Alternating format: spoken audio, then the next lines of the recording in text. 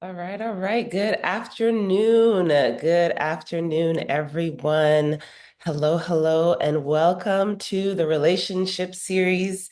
Happy Black History Month again. We are in week number three, and it is good to see you all. Always great to be with you on a Thursday. We're actually going to jump right in today. So as those trickle in, then we will welcome them as they come.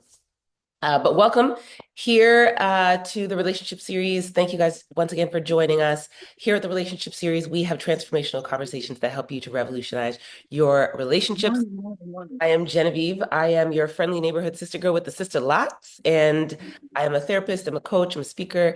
I love to travel, all the things. Actually, I think I might be grounded for the next little while because I've been hearing some outrageous things happening on the airwaves and in the airs and all that kind of stuff. So we pray for safety for all those who are traveling. I see waves. Hey, mom, how you doing? My mom's waving. Um, so I like to say this every week just so that we know what we are about and what we stand on, what our foundation is. Um, I believe that we are created for relationships, and the vision here is to share with people how to pursue connection over currency, so quality relationships over material things as a main source of joy, of fulfillment, and purpose in their lives. And so that's what we do. We are in season number 6. It is our identity season, and we're discussing the important role of meaning and identity in cultivating revolutionary relationships. So I shared at the beginning of this season that I just came back from Ghana. And so we're framing our conversations using Adinkra symbols and their principles. So today we do have another one. Our title is Who You Are, not Who Are You. So it's more of a statement than a question. And we're not just talking about like history in this, but we're sort of talking about how it informs identity, but in a different way than we talked about before. So we're looking at our Adinkra symbol. I always get tripped up on that word, Adinkra symbol. And you guys are gonna love it today. I love it. And how we can really unsubscribe from the dominant narrative that sometimes keeps us restricted or boxed in or playing small or any of the above that are all undesirable and unappealing states of being. So I could approach this really preachy, because I've heard that, sort of the Pan-African movement, we're this, we're that, and so on. But I really wanted to focus on reminding us more so today, like how important it is for us to take up space, and for us to walk tall, really, right? Stop playing small and walk tall, just in and of ourselves, just knowing who we are. So that's really the premise of today. I like to have a little framing statement, as in academia, we have to have a thesis statement for every paper and a hypothesis for every research project.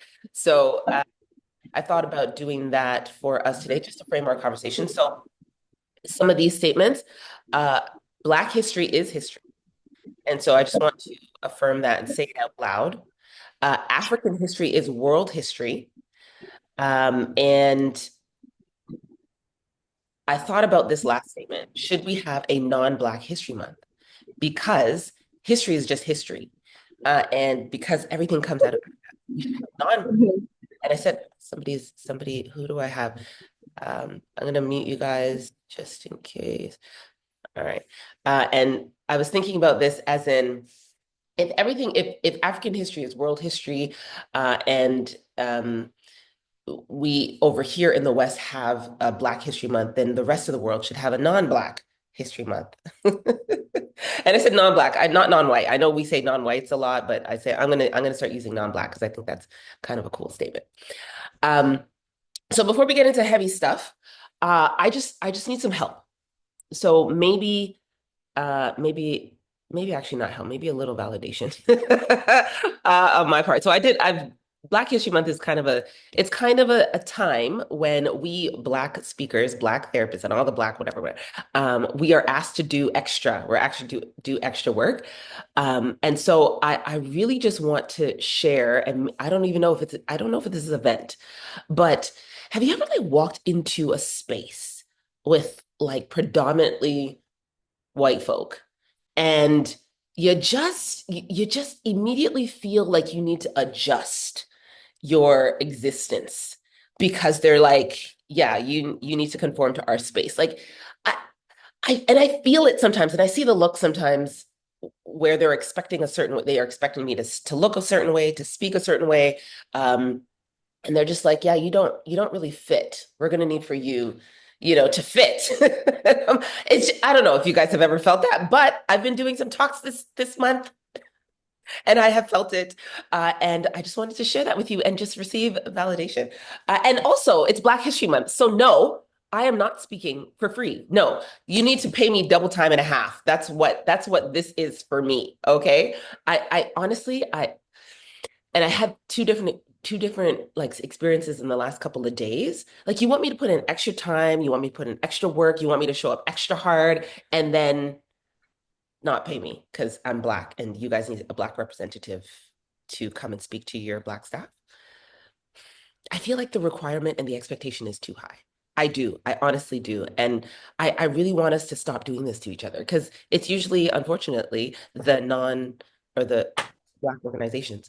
And I've just been reflecting on this and the system that teaches us to like devalue ourselves is like is so at play when it comes to um, stuff like this, like presenting and representation and representing Blackness and DEI and all this stuff that's so trendy and whatever. But and maybe I'll just give you guys context. So I was asked to speak with two different organizations this week, and one predominantly non-Black, one predominantly Black.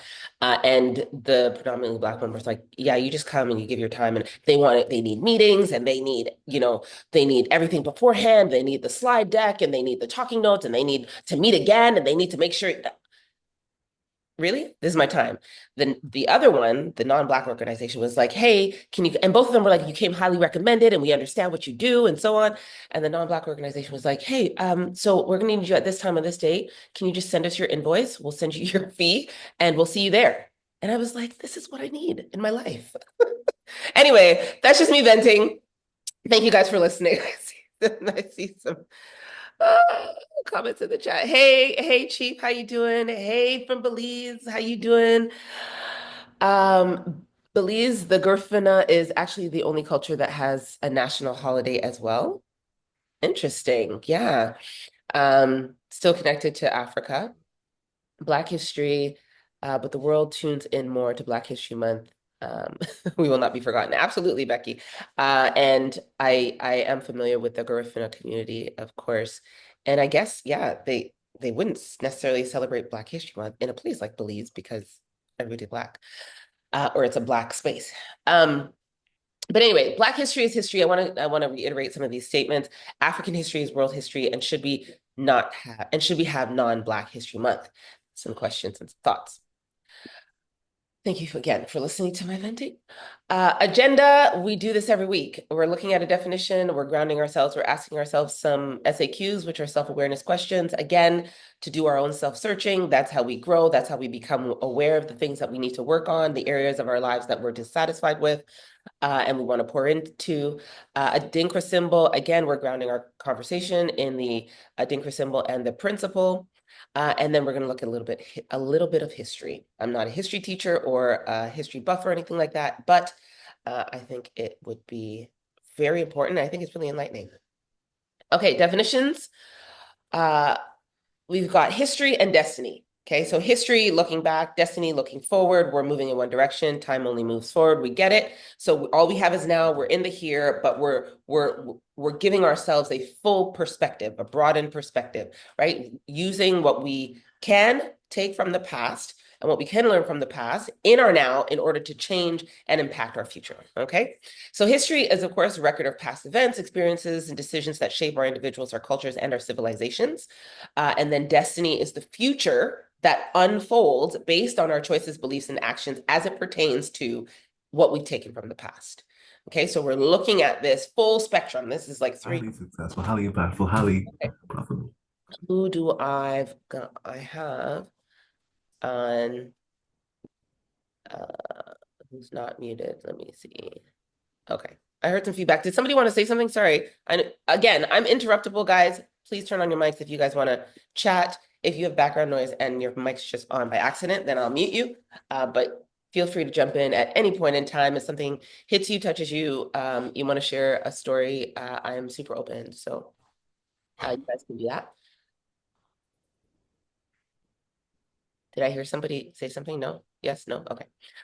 Okay. Let's jump in here. So I noticed myself again this month becoming a bit more irritated, a bit more irritable than usual. Um, and I really did feel the external pressure to conform. And I have these statements up here because I think what's become more How apparent to me consistently? is somebody, okay, okay. If you guys need to chat, just maybe raise your hand or something because I keep hearing a mic going on and off.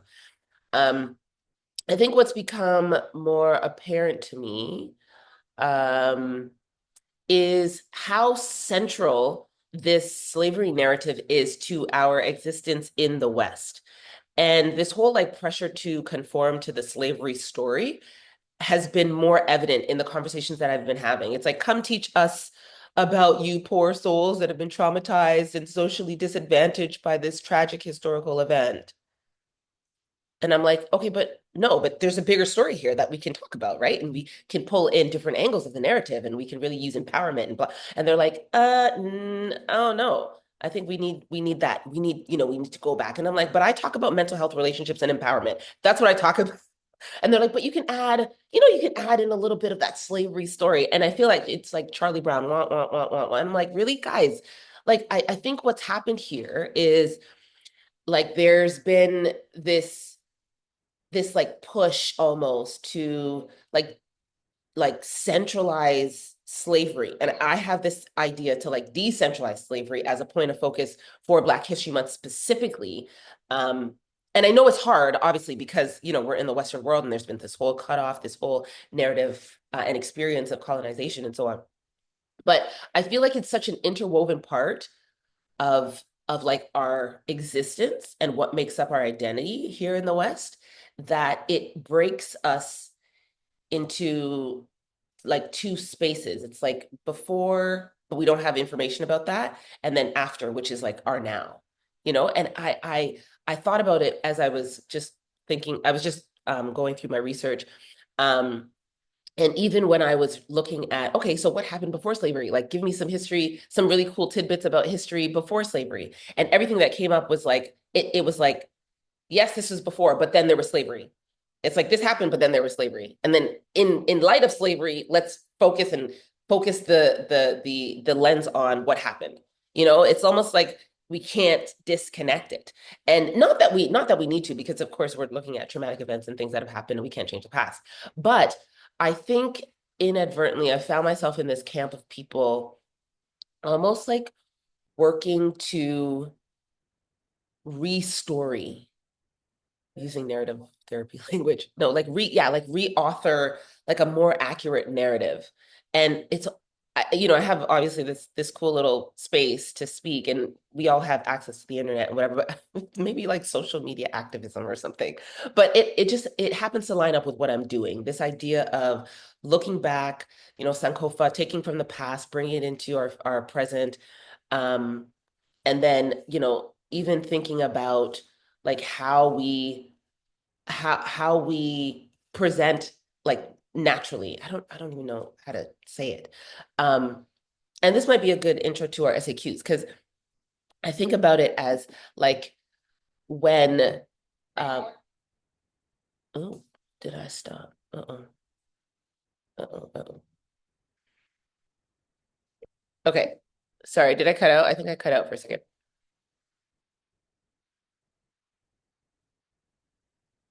Are we back? Somebody give me a thumbs up or something. I feel like my internet chipped in and out. We can hear you. Perfect. Thank you. Okay. So, yeah, I was thinking about this in terms of SAQs and asking ourselves some questions. Um, And even looking at, I guess, my awareness of this thing coming up, because it hasn't come up like this in the past, and thinking about what it means now, like cluing into like what might be sort of stirred up as a newly emerging passion. Our purpose is really not that hidden from us. If we just pay attention, especially to the things that bother us, we'll probably find out more about what we're supposed to be doing, or what we're called into in a specific season. Anyway, let's ask ourselves some questions about the skin we're in. So I put brown skin here, not like brown skin, but like brown skin, like question mark. And what happens in our brown skin, right? Like I was thinking about what makes our brown skin, what makes our hair kinky. Let's go back to history, like all these kind of like biological things. And I was thinking biopsychosocial, right? Like um what what are the biological factors? What are the psychological factors? What are the social factors that affect and impact us in our brown skin? And I thought about like, okay, what have we been taught? What have been taught by our parents? What have we been taught by society about our brown skin? Stereotypes like, oh, you're angry, and you're lazy, and you're inferior, or whatever the case is. And I want us to ask some of those questions to ourselves, like what are the messages that we have really collected and internalized, maybe not even realizing that we still function and operate by some of these ideas and standards. And so some of the questions that I asked myself were like, how am I working to prove myself to others? Or how am I working to prove that I'm not certain things that others might think that I am? Like they see this Black woman, she has locks, and she's dark skinned, and she's tall, and she like, what are they thinking about me? And do I need to, or maybe do I do things inadvertently to make them think that I'm not those things that I think they think I'm thinking? I think I am. You get it. So do you work hard to prove yourself that you're not certain things, or are you allowed to be yourself? Are you yourself?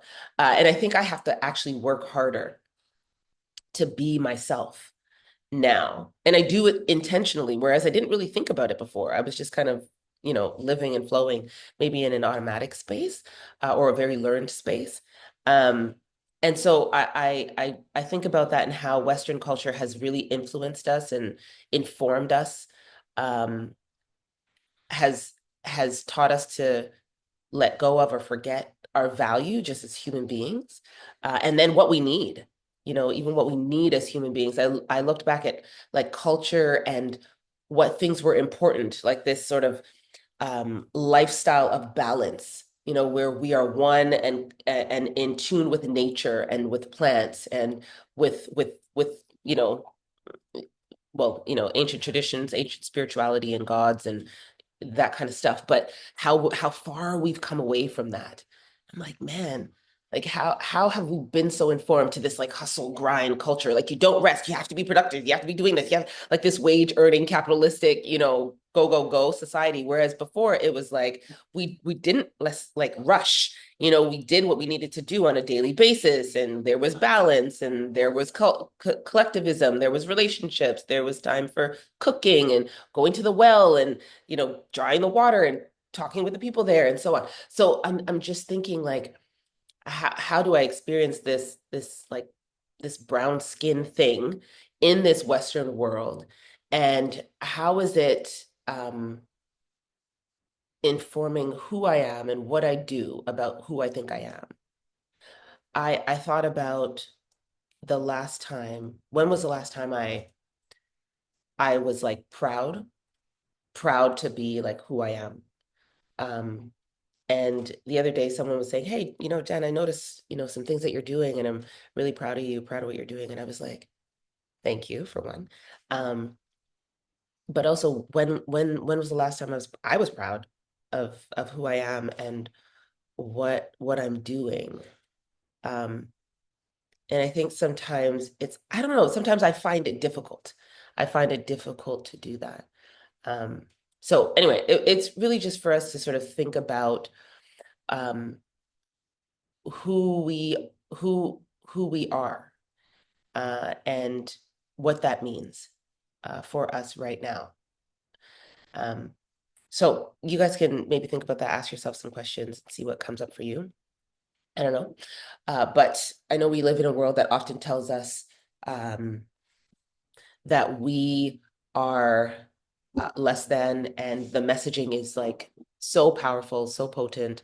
And it often tells us who we're not, but it doesn't, often tell us who we are. And so I want us to remember today our Adinkra symbol, and remember to reclaim who we are, right? So our Adinkra symbol today is Adinkrahene, and it is called the king of the Adinkra symbols. It is the one, and a lot of the Adinkra symbols incorporate some of these patterns into it, but it represents leadership, charisma, and greatness. And I love the word greatness. So I just put greatness in everything. I was like, greatness, yes, I love it. But leadership, charisma, and greatness. And it really calls us, it was calling me when I was reading it about it. It was really calling me to like step into this like greater space, this like fuller potential. And if you guys were in season season season 6, episode 1. So we did Sankofa, which is go back and get it. And it was it was don't be afraid to go back and get what you have forgotten or left behind. And I loved that. And so this is sort of like connected to that, right? Like bringing forward the wisdom that we need to thrive today. But it's not just, of course, about looking back. It's about what we do with the knowledge in the present, and to in the present know and understand that we can reclaim and reconnect with our greatness, with our leadership, with our charisma, right? Our legacy of like power and wisdom and relationalism, or relational intelligence, really, because we were, it takes a village. Like those kinds of premises and principles came out of the continent, and so we are great, for one. And not that nobody else is great, but we are great. I want us to remember that, and I think just connecting to it and tapping into it is important. And then we're going to look at some sort of themes around greatness as we chat today. But if you guys, I don't know, if you guys are inspired by this symbol, let me know, because when I first saw this symbol, I was like, I don't know, it just spoke to me. I was like, wow, like even the circles, and it was it was great. Um, so let's look at the histories, our hidden stories of greatness. I've got 4 stories today. You guys might recognize some of these images. The first one, or the last one there, it's like an adapted image with using AI. But these are stories that are rarely told. They are far beyond the story that they tell us. Because of course there's so much focus on slavery and what happened. And yes, I understand the trauma and the need to dwell on what happened in order to get through it and process and so on. But it is beyond, these stories are somewhat beyond the labels that they give us as Black, right? Because Black, we used to have labels that were, related to our education or our relationships or our ancestry or our positions. And then all of a sudden we're like reduced to this like, you know, physical attribute, like you're just a Black person, as opposed to, you're a son, you're a daughter, you're a doctor in the community, or a chief in the community, or you know, you're someone who's to be looked to, or what have you. So uh I loved being able to research some of these stories um and reconnect with them. Really, I remember I saw um it was like a uh it was like a hoodie. It was like a hoodie set. This is like Valentine's Day. They were promoting this hoodie set, and one said queen and one said king on it. And I just thought we've made it a fashion statement to call ourselves like kings and queens, but I don't think we really understand that we are. Like, I feel like it's hard for some of us to wrap our minds around those terms. I know they're used in urban slang, like, hey, king, what up, queen, whatever. But I feel like if we really knew that people like bow to kings and queens, and that kings and queens, they embody like a certain persona, a certain level of integrity, a certain way of being, um, that we would stand differently. We'd sit differently. We'd probably speak differently. We'd probably be in the world differently. But this is sort of our reintroduction if we haven't been reintroduced, let's say. So yes, we come from greatness. One of the stories that I read about was you guys probably know, maybe you don't, I don't know, Mansa Musa, 14th century. He is considered to be the wealthiest man that has ever lived in all of ever. So yes, wealthier than who's wealthy now? Warren Buffett, I don't know, Rockefellers. Anyway, very much wealthier than all of these people put together. So he was an emperor in Mali, which is in West Africa, but closer to the what's it called? The little boot. Um, and they've told legendary stories about him because Mali used to be like a epicenter, lots of like gold and precious jewels and so on. And so he would travel and he made this like pilgrimage to to Mecca one time, and they said he just took gold with him and he just distributed it to everybody, and he was just like, here, have some gold. And he like literally destabilized like entire communities because of entire economies, because he was just like, here's the gold, and it wasn't worth anything anymore because there was so much, it was such abundance. But what I think he embodies more than anything else beyond like physical wealth was his level of greatness in like wisdom, in generosity, of course, because he was just like here, and then leadership, right? Because he led people to build themselves up and to recognize their capacity to come together and to create. And so he was integral in like Timbuktu. And if you guys know the University of Timbuktu, it's now a UNESCO heritage site. But 12th to 14th century, around there, like the building up of like hundreds of schools that were dedicated to teaching people like astrology, astronomy, philosophy, medicine, all these things. And people were learning. People, higher education. This is like way, way, way before educational institutions in Europe and the Western world, way before slavery, way before colonization. And we're talking about like thousands and thousands of people, and Timbuktu being in the northern parts of Mali, and being this place that was like at the heart of trade and scholarship and academia, and higher learning.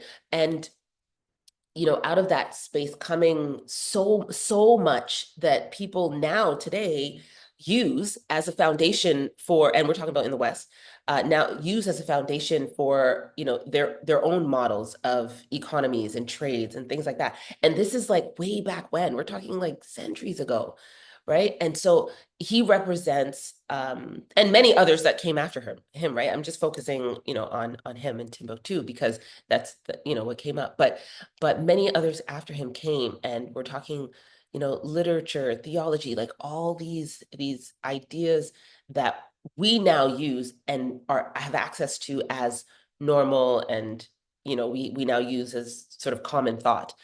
But they came from somewhere, right? A lot of these intellectual discoveries came out of Africa, and we're talking before industrialization, before the Renaissance, all these like, I mean, I learned European history in school because I grew up in Toronto. So I learned about the Dark Ages and the Renaissance and all that kind of stuff.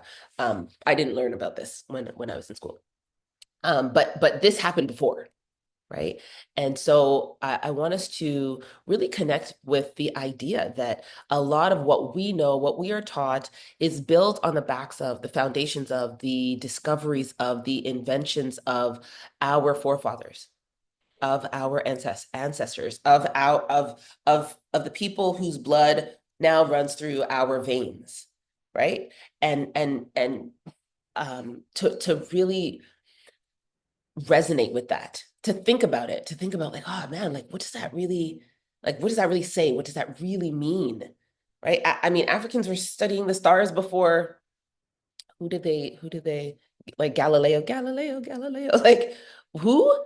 Like we have the pyramids of Giza and Egypt, like these people understood and knew things before the inventions that we now, credit with like, oh, the telescope, and now we can see the stars, and now we can understand the solar system. These people, they understood that kind of stuff way before, and they created and built based on that. We have ancient civilizations, ancient villages built underground, like out of like mortar underneath the desert, right? Like, how do they do these things? Like the people, we still modern day excavators and builders and architects, they still can't figure it out. Still can't figure it out. They're just like, how we don't understand this engineering monstrosity, like this thing. Like not monstrosity as in ugly, but like this huge thing that we just, how did you guys do this? Um, and so I want us to, yeah, just sort of remind ourselves, like the stars, our understanding, our education system, medicine, even. I mean, now we're going back. We are getting back to um, some ancient medicines. Going back to tinctures and um, more teas and um, plant-based medicines, more like natural or holistic types of medicines. And we are revisiting those as viable sources of medicine. But I mean, we were pioneering herbal medicines and surgical procedures and holistic healing practices and all that kind of stuff from way back when, right? And my mom is from the Caribbean, so we have carried some of that, brought some of that to the Caribbean. But of course, as the ages go, as the generations pass, it becomes more watered down and diluted, right? So we are revisiting some of those things, but I want us to realize that this is grounded in years and years and centuries ago, right? BS. Yes, it's some BS. No, like BS as in before slavery. We say BC, like 150 BC, like before Christ. Anyway, this is all BS, not BS. Like it's real, but it's before slavery. So the greatness is here. It was there. It hasn't left us. It has never left us.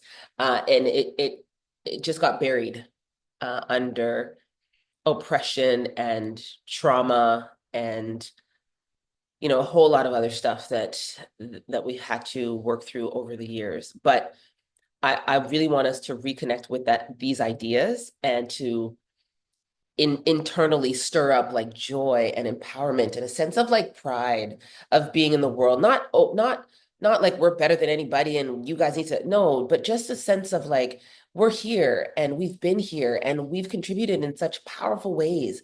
And just to remember where we've come from and to act accordingly. I want to talk about some of the ways that we've lost our greatness.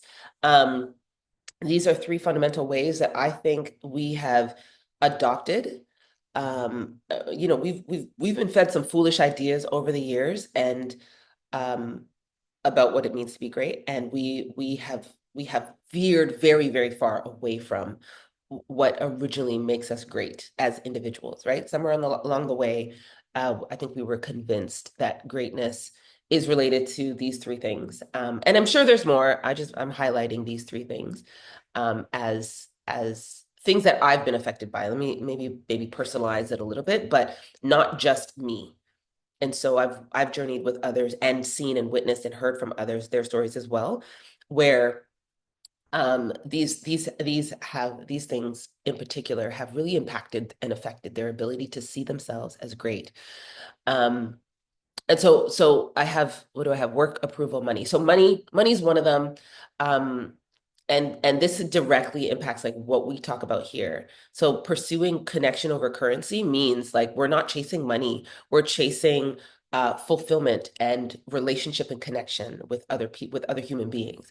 So I think one of the ways we've lost our greatness or our connection back to greatness is in pursuing money, right? So greatness is like having the most money and keeping up with the Joneses and accumulating wealth and all that kind of stuff. And there's nothing wrong with being rich and getting rich and having stuff, but not at the expense of, like it's not a transfer or a trade-off. We don't trade it in, right? Um, I want all this stuff and then I don't want my well-being. I don't want my mental and emotional health. I don't want my relationships, right? And I think that's a way that we've lost greatness because there are so many rich people who are miserable because they're alone. And like, what are you gonna do? What do you do? Like, what are you doing with all your money, right? With all your stuff. And people jump off bridges all the time. Like it doesn't fulfill you at the end of the day. And I think we veered away from that by adopting this idea that um, you can find fulfillment in money or material things. I think we've also lost our greatness in terms of um, like the idea of grinding, hustling, working, productivity, producing, like that idea, like working hard until we drop or until we die is like a thing. Like we're trying to prove that we're worthy or we're not lazy or whatever the case is, right? Like we're stressing ourselves out. That's the truth. And I don't think that was the original intent or model for working. I think work is good. We need to work. We need to do something with our time, but do we do that again in exchange for our well-being, our health? Right? Gabor Mate has a book called When the Body Says No. There are so many stress-related illnesses that we experience. Why are we doing that? Right? So yeah, I think work is another way. Got their mic on you real quick. Um, so yeah, I think that's another way that we've lost another way that we've lost our greatness. Working too hard. Guys, stop working so hard. This whole grind, unless you want to work hard if you want to. But I think just balance and the pace of grace, like a pace of life that allows for you to work, yes, but to enjoy and to experience your relationships and fulfillment in that way, a sense of purpose, yes. But like let's kind of get back to more balance as opposed to adopting this idea of like grind and hustle and oh my gosh, like and nothing else, right? Um, I think I was reading that Japan has Japan has a high like work ethic as an ethos in their society, but they also experience like a lot of suicides and whatever. Like a lot of people live to, I think they have the most number of centenarians. But so a lot of people live long. They also are, somewhat healthier than the Western world. Um, but they do have like high work ethic. And I think that affects, of course, their stress levels as well. Um, so I think anyway, we've adopted this idea. I think we need to rethink the way that we think about and approach work. And I do think it's a way that we've lost our connection back to the way that we can be great and we're supposed to be great with a sense of like balance, purpose, connection, and all those things as part of our lives, not skewing any, which way. Approval is the last one, and approval is specific, of course, to the West and non-Black spaces, because it has to do with assimilating to white culture for the purpose of like approval or acceptance. And, I get it. We are humans. We are born for relationships, and we need and want belonging. But what is the actual cost? That is my question when it comes to this idea that we need to be approved, we need to be assimilated, we need to be like dominant culture. I don't think that greatness is about being like anybody else. I don't think greatness is about um, what we have or what we own. Um, I really do believe greatness is about how we show up in the world, um, and who we are and what we give, I think, as well, because I think love is about giving. So yeah, how we show up in the world with other people, who we are, our sense of identity, and then what we give, right? So we add value to other people. We show up and we pour out, we demonstrate, we leave a legacy that is impactful, that is positive, empowering, whatever the case is, right? I think that is greatness.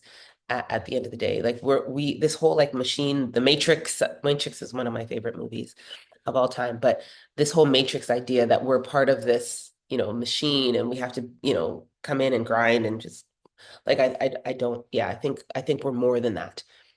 I think we were created to be creators. I think we were meant to be um, like builders and community people, working and living with others. And yeah, we don't need to ask permission to be great, to be our great selves in our spaces. And we don't need to not be great to make other people feel comfortable. And we can be great anywhere. This is not like everybody needs to be MLK and Oprah Winfrey. This is like we can be great, wherever we are in whatever we're doing, right? Whether we're mothers, fathers, uh, workers, relationship series speakers, whatever the case is, just in our own spheres, like be great. Okay. I'll be mindful of the time. Reclaiming greatness. For me, I have these 5 points. I was thinking about how do we get back to this place where we can reconnect with being great and be self-motivated in that, right? So finding affirming spaces, I think, is a really great way. Surrounding ourselves with like people, places, having conversations that build us up, that don't break us down, tear us down. We always have to be like, oh my God, what did they mean by that? Oh my goodness, I can't believe they said that. Oh my goodness. Like, goodness. You know what I mean? Like finding affirming spaces that remind you of who you are and that you can engage in. So this is a couple years ago. I used to, a few years, a little while ago now, I used to do workouts at home, especially during COVID. I used to do workouts at home, but I found this like workout, and it was this white girl from Europe somewhere. Anyway, she used to do these workouts, no weights necessary, no equipment. Um, and as I started doing this work, I started doing this work a few years ago, um, where when I was being asked to teach and to, do some speaking on in Black History Month and about Black history themes and so on. I became a therapist, and they were like, "Oh, we need a Black therapist to come and speak about mental health," and it's this big boom, and everybody's into health and wellness and so on. Anyway, I started doing some of this work, and so one of the things that I did in terms of finding affirming spaces was I stopped working out. This is at home. Like she's on my internet, okay? On my screen. Like nobody else is seeing this, whatever. I stopped working out with her, and then I found it's called Kukawa Fitness, and they're like African, I can't remember what part of the world in Africa they live in. Anyway, it's called Kukawa Fitness, and they do African dance as like at-home workouts. So I was like, yeah, to me, that resonates more, that connects more with who I am. I'm still getting my workout in. It's still fun. Um, I'm still maintaining healthy lifestyle value, but it's more of an affirming space. I'm looking at someone who looks like me. They're having a good time. It resonates with my internal rhythm and so on. So I'm intentionally surrounding myself with something that builds me up instead of like contrasts me. And I know it sounds little, but it's not. It works wonders and has an impact on our mentality. It has impact on how we feel, our motivation, our sense, like it really, really does. And I I remember this was recently. I was talking with someone. They were like, "Oh, we're going to visit." Uh, was it Greece? Was it Greece? I think it was Greece or someone. I said, I have a friend who is not going to Europe anymore. They're only going to Africa. They're only going to Black countries. They're only traveling to Black countries. And they were like, "Really? That's interesting." They're like, oh. And I showed them this video where this guy, he was talking, he was like, yeah, you know what? Anywhere else in the world, I don't have to be a Black man. In America, I do. I have to watch my back. But when I go to Ghana, when I go to Nigeria, when I go to anywhere on the continent, really, except for South Africa, I get to be a man. And I was like, man, that's just so great. Like you're doing the work of finding affirming spaces.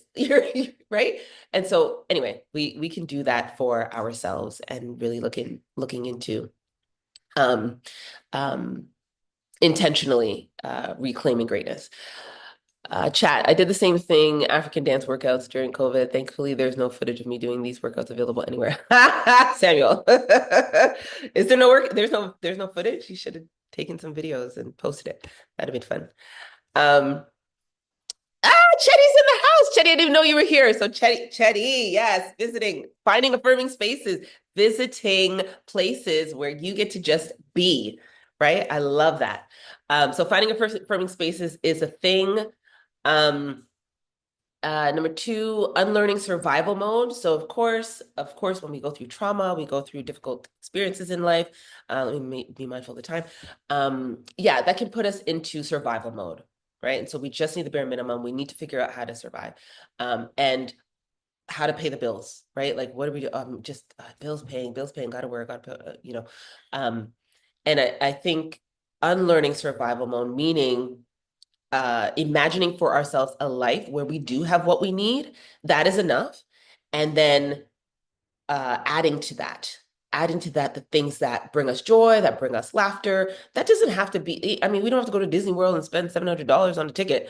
We can get together with our friends and have a games night. We can play cards. We can, you know what I mean? Like we can, I don't know, make different dishes out of like minimal recipes. And you know what I mean? Like we can do fun stuff. We can enjoy ourselves without breaking the bank, and shift from this like, oh my God, I got to keep going. Oh my God, I got to grind. Oh my God, I can't have fun or fulfill and or fill and feed these other parts of my life. Um, so unlearning survival mode and really learning to appreciate like silence and the slow pace, that kind of thing, and doing so intentionally again, because everything around you, every message is going to tell you that you need to be doing something, that you need to be paying the bills, that you need to be. And I'm not saying not pay your bills, right? First of all, get rid of your credit cards. Like credit cards are not, no, don't get rid of them, but just pay them off and just don't run them up. But I don't know why I said that, but it's because I had that experience, guys. I backed out all my credit cards. It took me years and years and years to pay them off. Just don't do that. And I think that's part of survival mode as well. So we don't have to do that. I think we can get along with much less than what we think. And if we just disconnect from the messaging that surrounds us, we'll realize that, right? Stop drinking the Kool-Aid, and do what you need to do. Do what you like, I don't know, live where you need to live, not where everybody else is living and they're paying $1 million for your house, but you can only afford $300, $100,000 house. Just, you know, do what you can, kind of thing, and be content and satisfied with that. And then feed your whole life and not just um this one part, that one part. Okay, belaboring the point. Use your voice. Using your voice, I think, is a really big one when it comes to reclaiming greatness. And that means speaking up. So whether it's saying I'm sorry, I apologize, let me make amends with you for the way that I've treated you, whether it's setting a boundary and saying, hey, I don't like the way that you're speaking to me, or I can't do that, whether it's taking up space. If you're at work and they're asking for input, you're sharing your input, your genuine opinion, um, or you're sharing with others just how you feel, just in a vulnerable way, just sharing your life experience. Yeah, like you can use your voice to speak up, and to tell the truth, just to tell the truth. The other day, I think I shared it last week. I was in a white space and I was like, hey, I don't code switch. This is me, and this is what you're getting. And that's that. That could be speaking up as well, just letting people know, like these are the things I'm willing to do and not willing to do. Honoring your rest is big. In the last few years, there have been sort of this resistance movement trend, particularly in the US, where rest has really been a thing. Like, stop running yourself ragged into the ground, um, and dying prematurely, right? Like, rest. It doesn't mean you're lazy. It doesn't mean it means you're tired. And like, rest. Take time, take it easy. The pace of grace, right? And balance out your life. Reconnecting, and that also helps you to get to know yourself as well. Get to know what you like, what you don't like. It can get you to engage in other hobbies, learn how to play the piano, learn how to fish. I don't know, do things that feed your soul, that bring you joy, right? Um, Reconnect to your spiritual power. So most of you know that I'm a person of faith. I believe in Jesus Christ, the Savior of the world. But whatever belief system, connect to something bigger than yourself. You're not enough. Promise you that. Okay. Some take issues with Christianity, I know. And Black Jesus, white Jesus, and all that stuff. And I heard a quote someone said something, this is a little while ago, they said we were spiritual before we were religious. And I really like that quote because it's true. We're all spiritual beings. At our core, we are spirit. And so I think we need to connect back to what makes us us. And so whatever it is, your thing is, your discovery, find yourself on that journey. My personal search has come out of these particular exercises, these particular steps. Like I've done these myself. And at some point, I said, Sankofa, this life is ridiculous. I'm going back to retrieve and get whatever was back there because this is not it. Right. And I don't think I ever felt so free and frightened as when I unsubscribed. I was like, yeah, this whole like I'm gonna be working until I'm 75 for the government, all this kind of, I was like, yeah, no, I'm not doing that. And even some of the things that were going on, like at the church I was going to at the time, this is maybe like 15 plus years ago. I left my childhood church, maybe like 10 years ago, I stopped working for the government. Um, 5 years ago, I went to live in another country. I was like, actually, I'm probably about due for a shift, a shakeup. But the point is, I was like, you know what? I'm reclaiming greatness in these intentional ways by unsubscribing, clicking no, disconnect from these narratives and stories that diminish me at the end of the day. And I feel it. I feel it in my body. I feel it in my bones. I'm tired. I'm exhausted. I'm like low mood. I'm like that struggle bus. Goodness, those are clues. Those are cues. Your body's like, hey, something's up. Pay attention. You need to do something. You need to shift something. You need to change something, right? The way that you're doing life, the approaches that you're taking right now, like they're not working. They're not sustainable.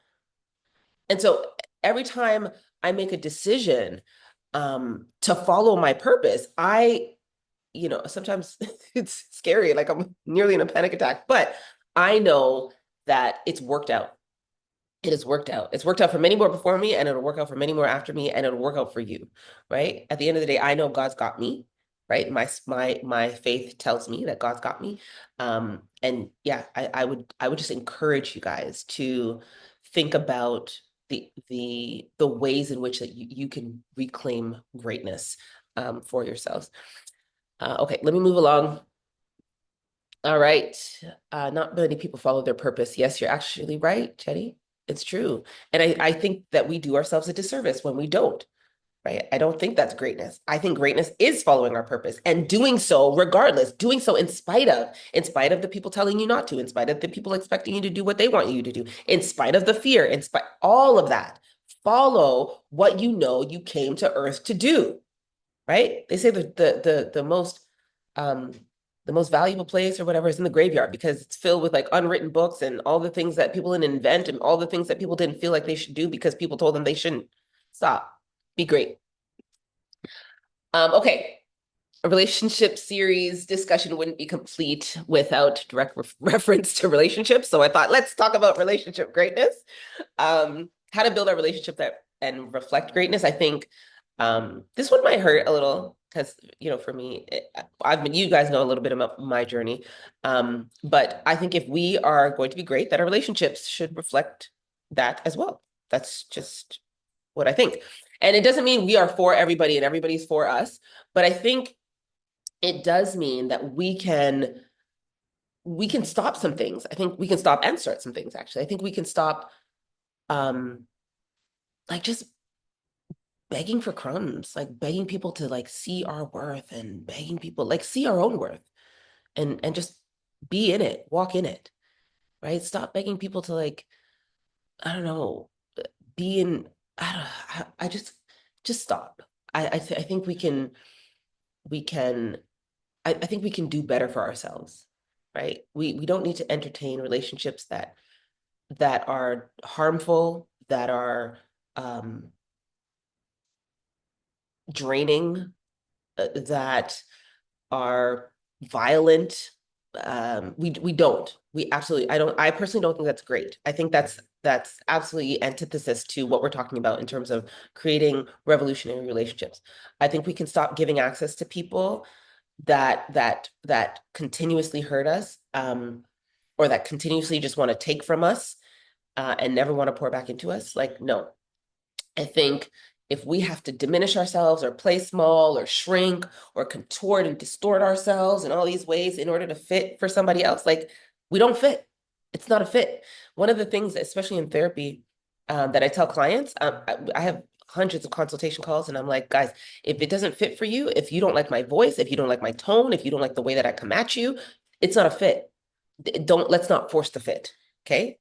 Because therapeutic outcomes depend on the fit, right? So I think relationships are important for us to look at when it comes to being great, because we can look at whether or not the people in our lives are seeing our greatness, if they're reflecting our greatness back toward us, um, if they're making us like stronger, wiser, more fulfilled, more joyful, more expansive.